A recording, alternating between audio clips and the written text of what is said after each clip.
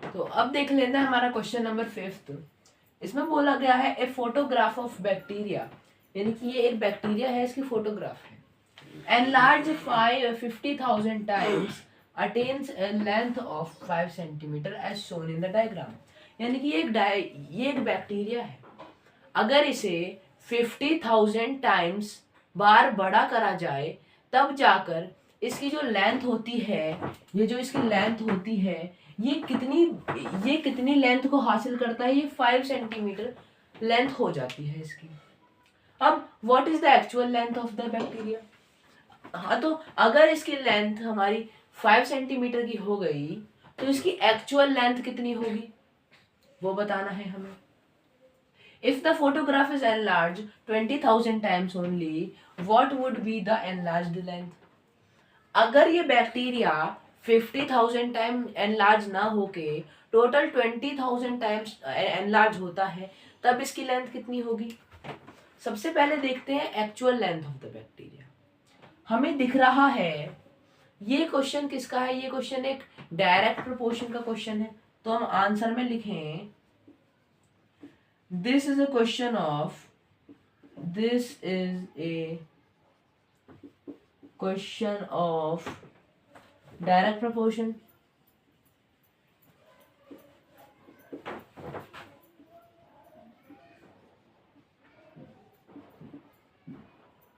Direct proportion, इतना काम करा हमने। अब हमसे बोला गया है कि इस बैक्टीरिया की हमें एक्चुअल लेंथ बतानी है, जो ये बिल्कुल छोटा सा होगा ना वो हमें लेंथ बतानी है। तो ये 5 सेंटीमीटर की लेंथ कब अटेन करता है, ये 5 सेंटीमीटर की लेंथ कब अटेन करता है, जब ये 50,000 टाइम्स बार बड़ा हुआ। तो हम क्या कर दें, इसकी enlarge length upon total number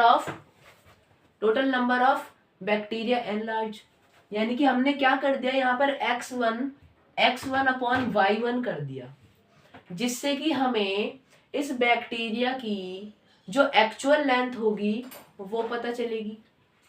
तो देखिए अगर हम इस 5 से, ये 1 टाइम्स में जाएगा, ये 10,000 टाइम्स में जाएगा, तो यहाँ पर क्या आ गया 1 अपॉन 10,000 आ गया। अब आप बोलोगे कि भाई यही आंसर हो गया क्या? नहीं, ये आंसर नहीं होगा। हम एक्सपोनेंट एंड पावर पढ़कर आए हैं, हमारा 10th चैप्टर था, उसमें हमने स्टैंडर्ड फॉर्म सीखी थी, यूजुअल फॉर्म सीखी थी। स्टैंडर्ड फॉर्म क्या होता है, कुछ इस टाइप का, अगर हमें किसी नंबर में बहुत सारे जीरो दे दिए जाएं तो हम उन्हें एक्सपोनेंट में कन्वर्ट करते थे, यही हमें यहाँ पर करना है। हम क्या कर सकते हैं, 1 अपॉन 10 की पावर क्या कर सकते हैं, 1 2 3 4, 10 की पावर 4 कर सकते हैं हम, ठीक है, 10 की पावर 4 कर दिया हमने, क्योंकि 10 अगर 10 इंटू 10 इंटू 10 इंटू 10 हो जाए तो ये हमारा आंसर क्या बनाएगा, ये हमारा आंसर 10,000 ही तो बनाएगा ना। तो हम इसे एक्सपोनेंट में क्या लिख सकते हैं, 10 की पावर 4 लिख सकते हैं, जो कि हमने यहाँ लिख दिया, ठीक है। अब हमने हमारे पिछले चैप्टर में ही लॉज ऑफ एक्सपोनेंट पढ़े थे। लॉज ऑफ एक्सपोनेंट क्या होते हैं हमारे, अब आपको हमारी पिछली वाली एक्सपोनेंट एंड पावर की वीडियो देखनी पड़ेगी, तो आपको समझ में आ जाएगी। मैं आपको थोड़ा बहुत बताता हूँ। हमने पढ़ा था एक्सपोनेंट के साथ खेल रहे थे हम उसमें। अगर कोई नंबर मल्टीप्लाई में हो रहे हैं और उनकी एक्सपोनेंट हमारे सेम है, एक्सपोनेंट सेम है, तो हमारे नंबर ब्रैकेट में आ गया, एक्सपोनेंट बाहर आ गया। हमारे एक्सपोनेंट डिफरेंट है लेकिन नंबर सेम है, मल्टीप्लाई में है तो प्लस में हो गया, डिवाइड में है तो माइनस में हो गया। तो ऐसे हमारा एक लॉ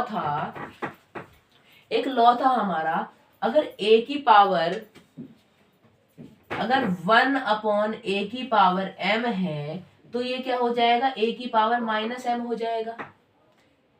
यानी कि हमने क्या करा, इस a को हम ऊपर ले आए, ऊपर लाने के बाद क्या हो गया, न्यूमरेटर बनने के बाद क्या हो गया, इसकी जो हमारी एक्सपोनेंट थी वो नेगेटिव हो गई। तो यहाँ पर क्या हो जाएगा, 1 इंटू, ये यहाँ पर डिवीजन से ऊपर मल्टीप्लिकेशन में आ गया, और 10 इंटू, यहाँ पर हम हमारे लॉ के अकॉर्डिंग इसकी ये जो पॉजिटिव पावर है ना, ये अब निगेटिव में बदल जाएगी, तो ये क्या हो गया, -4 हो गया। तो जो हमारी बैक्टीरिया की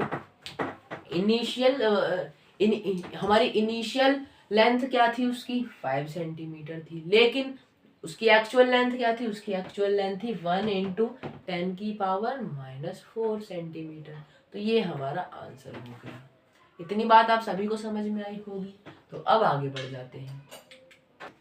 अब देखें, हमने बैक्टीरिया की एक्चुअल लेंथ तो पता लगा ली, लेकिन हमें क्या और पता लगाना है कि अगर ये बैक्टीरिया टोटल 20,000 टाइम्स बार एनलार्ज होता है, 20,000 टाइम्स एनलार्ज होता है, तो तब जाकर इसकी लेंथ कितनी होगी। अगर 50,000 बार बड़ा हुआ तो उसकी लेंथ हमारी 5 सेंटीमीटर आई। अगर 20,000 टाइम्स बार होगा तो उसकी लेंथ कितनी होगी, निकालते हैं। देखिए, हमें पता है ये सवाल हमारा डायरेक्ट प्रोपोर्शन का है। डायरेक्ट प्रोपोर्शन में हम क्या करते हैं, x1/y1 is equal to x2/y2। तो x1/y1 इक्वल्स टू x2/y2। हम देखें यहाँ पर x1 हमारी 5 है और हमारी y1 है हमारी 50,000 इज इक्वल टू हमारी x2 दी नहीं गई, तो x2 हम x2 ही रहने देते हैं, और y2 है हमारी 20,000। हम यहाँ पर 20,000 को LHS में ले आते हैं, मल्टीप्लीकेशन में हो जाएगा।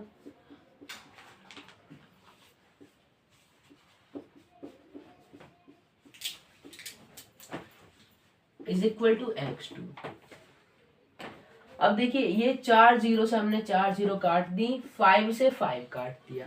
हमारे पास आंसर क्या आ चुका है, हमारे पास आंसर आ चुका है 2 सेंटीमीटर। किसकी वैल्यू है, x2 की वैल्यू है, x2 की वैल्यू है। अब आप बोलोगे भाई 2 सेंटीमीटर क्यों लिखा, क्योंकि जो हमारी लेंथ ऑफ बैक्टीरिया थी ना वो सेंटीमीटर में दी गई थी, और हमने इसी टेबल का यूज करके बैक्टीरिया की लेंथ फाइंड करी है अगर वो 20,000 बार टाइम एनलार्ज हो। तो हमारे बैक्टीरिया की लेंथ क्या आ चुकी है, 2 सेंटीमीटर आ चुकी है। इसी के साथ हमारा क्वेश्चन नंबर 5 कंप्लीट होता है। तो आज के लिए इतना ही करेंगे। अगली वीडियो में मिलेंगे हम आपको और भी बहुत अच्छे अच्छे क्वेश्चंस के साथ। तब तक के लिए आज की वीडियो यहीं खत्म होएगी। मैं मिलूंगा आपको नेक्स्ट वीडियो में। तब तक के लिए बाय बाय एंड जय हिंद।